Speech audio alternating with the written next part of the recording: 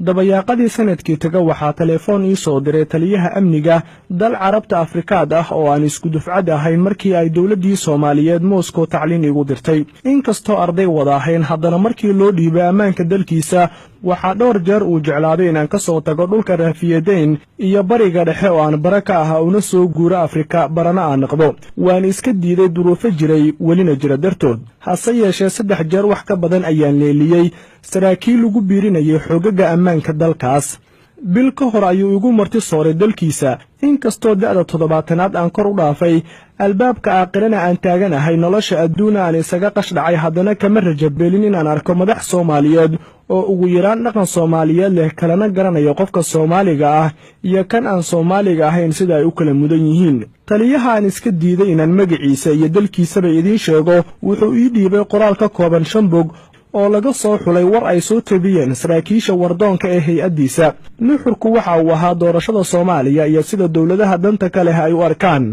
dawladaha Itoobiya iyo Kenya waxa ay ka midaysan yihiin warwarka ay ka qabaan in la doorto Maxamed Cabdullaahi Farmaajo sababta ugu weyn waxa ay tahay hamigiisa siyaasadeed waxa ugu horeeya xoogii dalka Soomaaliyeed arrintaasna masaalixda labada dal uma adeegayso sidoo kale shacabka ayaa xoog u taageersan haddii madaxweyne uu noqdana waxaa suuragal ah inuu ka faa'iideysto taageerada shacabka una sahlaysa in dawladdiisu ay bedesho aragtida xoogaga mayalka adag dawladda Imaaraadka waxay ku dadaalaysaa musharaxiinta daarood si Farmaajo looga hor istaago labada xil ee ugu sarreysa dalka haddii xukunka uu qabto way adkaanaysaa in Imaaraadka Carabtu gacan ku yeeshaan maamulka ciidanka xoogga dalka Soomaaliyeed sida Masar si loola dagaalamo dhaqdhaqaaqa Ikhwaanul Muslimiin al-Islaax oo dhinaca waxbarashada awood ballaaran ku leh dawladda Masar waxay ku haminaysaa inay yeelato beeraha ku teesan webiga Shabeelle waxaa sacabsi ay ka qabtaa isbeddelka dhacaya war laga keenay Qaahirana waxa uu muujinayaa dhaqaalaha Masar in uusan u wanaagsaneyn in Farmaajo uu ku soo baxo doorashada sida awgeedna xukunka askarta ee Masaaridu waxay ka codsanayaan Imaaraadka in dhaqaale fiican ay ku bixiyaan sidii loo soo saari lahaa nin aan ahayn Maxamed Cabdullaahi Farmaajo laakiin daarood ah si aysan u suuragelin in Farmaajo mar kale uu noqdo wasiirka koowaad sidoo kale wasiirkii waxbarashada Dr. Nuur oo reer Hiiraan ah ayaa lagu sheegay in dhawaanahani uu wada olole xoog leh laakiin lama sheegin cidda uu la siyaasad yahay fariimaha qaar ayaa lagu sheegay intii uu ahaa wasiirka koowaad 2010kii waxaa ka mid ahaa qorshihiisa in la xakameeyo cuntooyinka la soo dhoofsado lana kobciyo suuqna loo yeelo kuwa dalka laga soo saaro iyadoo la hirgelinayo warshado yaryar oo saamilay Soomaali ah ay leeyihiin haddii qorshahaas uu la yimaado mar kale waxa adkaan doonto rajada ay Masar ka leedahay Hiiraan iyo webiga Shabeelle beeraha ku yaal warqadaas sidoo kale waxaa ku sheegnaa Baadiyow oo la sheegay in uu yahay nin ay Imaaraadka si xoogan u diidan yihiin madaxweynaha dhacayana ay isku reer yihiin waxaa sidoo kale la sheegay musharax Jibriil oo ay ku qeexeen inuu yahay mudadarrif cilmaani ah oo loola jeedo cilmaani xagjir ah inkastoo uusan lahayn khibrad uu ku hogaamiyo Soomaaliya haddana waxaa lagu sheegay inuu yahay nin dhalin yar oo ay wasaaradda difaaca Mareykanku leelisay waxaa suuragal ah inuu guuleysto marka lagu qiyaaso qoyska uu ka soo jeedo haddii ay xildhibaanadu u bataan in la rido madaxweynaha haatan jira isla markaana lagu bedelo nin ay isku qabiil yihiin waa ninka ugu dhow ee ku soo bixi kara marka lagu miisaamo qabiil haddii uu soo baxo waxa ay qabaan saraakiisha ammaanka ee Kenya in uu sii kordhayo iska hor imaadka hubaysan ee ku dhisan caqiidada taas oo ragga ammaanka Kenya ay qabaan in kaalin fiican ay ka qaadan karto geedi socodka Kenyaynta Kismaayo taas oo ay rabaan inay dhacdo saraakiisha Kenya 25 sano ee soo socota fariimaha Imaaraadka waxaa xoog loo adeegsaday ereyga faragelinta qaawan ee Turkiga inaan loo ogolaan Soomaaliya iyo ka faa'iideysiga suuqa Soomaaliya kaas oo yareeyay dalabkii Imaaraadka uga imaan jirtay tan iyo intii dawladda Turkigu ay faraha la soo gashay siyaasadda Soomaaliya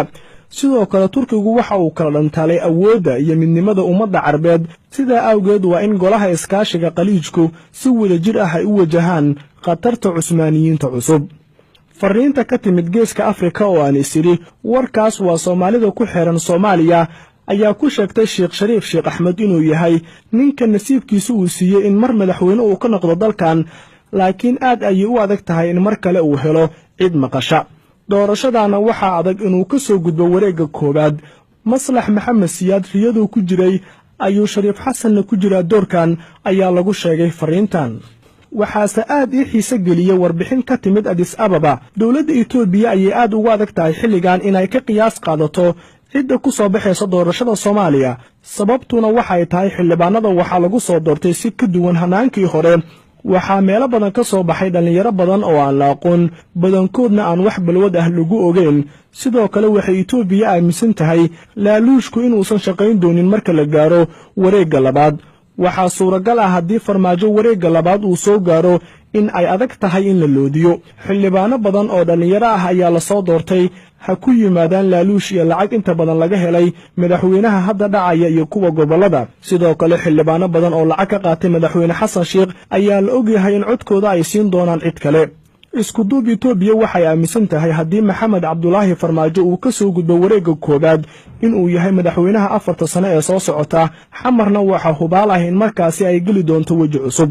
doorashada Hargeysa ka dhaceysa ayaa ku sheegneed warbixintan. sargaal Kenyaan ah ayaa u sheegay wardoonku inay ku farxeen Itoobiyaanka sidii loo galay Jamaal Cali Xuseen oo la aaminsan yahay inuu yahay nin ka dhalin yar ragga haatan baratamaya kana aqoon badan yahay, dhaqaalaha gobolkana wax ka bedeli karo. laakiin waxa uu sargaalka Kenyaanka ah yiri Ciise Masiixi ayaa Faysal Waraabe ku saliday. asagoo hadlaya ayuu yiri ma og tahay Soomaaliya aqoon kama shaqayso ee qabiil ayaa ka shaqeeya, xitaa diintooda islaamka waxay ka jecel yihiin qabiilkooda. sidaas ayuu yiri sargaalkan oo magaciisa lagu soo koobay Charles, kana mid ahaa ciidamada ammaanka Kenya. waxa uu sheegtay asagoo cabsan inuu ahaa ninka maamulaya guddiga xalinta khilaafaadka markii la dhisay baarlamaanka. waxaa sidoo kale uu sheegay in lacag ay taalo Soomaaliya. ma og tahay in ciidanka Kenya ay magaalooyinka Kismaayo iyo Xamar jidka u dhaxeeyo xireen, ganacsatadana waxaa loo fududeeyay in toos ay alaabtooda u geeyaan. muddo kadibna Kismaayo Kenya ayay iska noqon doontaa ayuu yiri isagoo qoslaya. ugu dambeyntii xildhibaanada haatan gacantooda lagu meeriyay masiirkii dalka waxaa saaran waajibaad culus, waana in aad doorataan ciddii aad ku aamini lahaydeen in ubadkiina uu nolol karaamo leh u diyaariyo, sidoo kalena berri dalka ku hogaamiyo marka qoortana loo laabo. mana aha in aad laaluush gurataan dalkana aad dayacdaan. haddiise sidaas aad samaysaan jiilka dambe ayaa idin nacladi doona. xildhibaanow codkaaga maanta ayay tala kula joogtaaye dalkan la duleeyo ugu hiili codkaaga.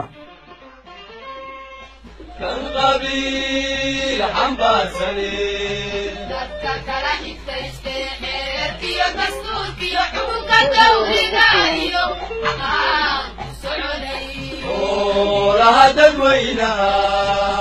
عندك كلي ومن قرب من أيوه الجبال